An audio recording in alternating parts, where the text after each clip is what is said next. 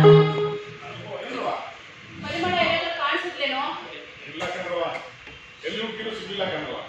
ಅಲ್ಲ ನಮ್ಮ ಹೇಳಿದಾಗೇನೆ ಊರಿನ ಜನತೆಲ್ಲ ಹೇಳ್ಕೊಂಬರ್ತೀನಿ ಅಂತ ಕಾಣ್ತೀರಿ ಕಣವ.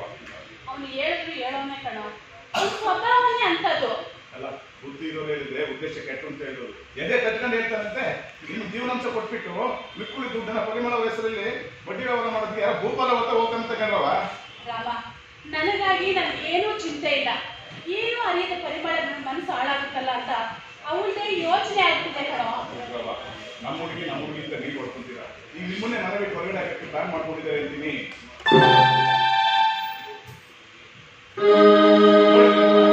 ನೋಡಿದ್ರೆ ಹೆಂಗ್ ಹೋಗ್ತಾವನೆ. ನಿಮ್ಮನೆ ಅನ್ನ ಕುಡಿಯೋದು, ನಿಮ್ಮನೆ ನೀರು ಹಾಕೋದು, ನಿಮ್ಮನೆ ಬಟ್ಟೆ. ನಿಮ್ಮ ಹತ್ರ ಬಂದು ಮಾತಾಡಿದ್ರೆ ಮುಚ್ಚು ಹೋಗ್ತಿದ್ದ ಅವನಿಗೆ. ಹೋದ್ರೆ ಹೋಗ್ಲಿ ಬಿಡೋ.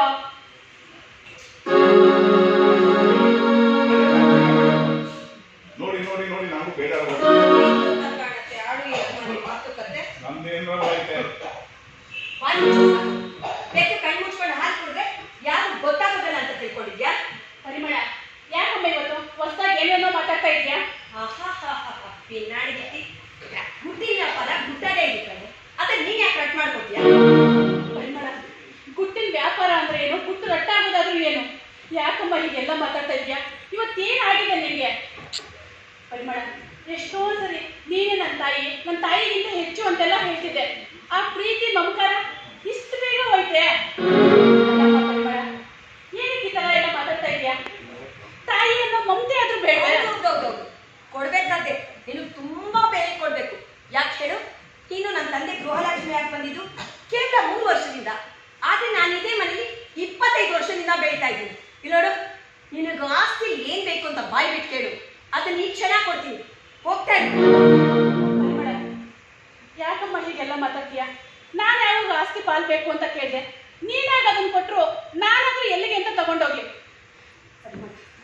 ನನ್ನ ಮನಸ್ಸಲ್ಲಿರೋ ದುಃಖ ಇಲ್ಲ ನಿನ್ ಮುಖ ನೋಡ್ಕೊಂಡು ಕಳೀತಾ ಇದ್ದೀನಮ್ಮ. ಹೀಗೆಲ್ಲ ಮಾತಾಡ್ಬೇಡ. ಇಲ್ಲೋಡು, ನೀನ್ ನನ್ನ ಮುಖ ನೋಡ್ಕೊಂಡು ದುಃಖ ಮರೆಯೋದು ಬೇಡ, ನೀನ್ ದರಿದ್ರ ಮುಖ ನಾನು ಇಲ್ಲಿ ನೋಡ್ಕೊಂಡು ಇರೋದು ಬೇಡ. ಸೆಕ್ರೆಟರಿ,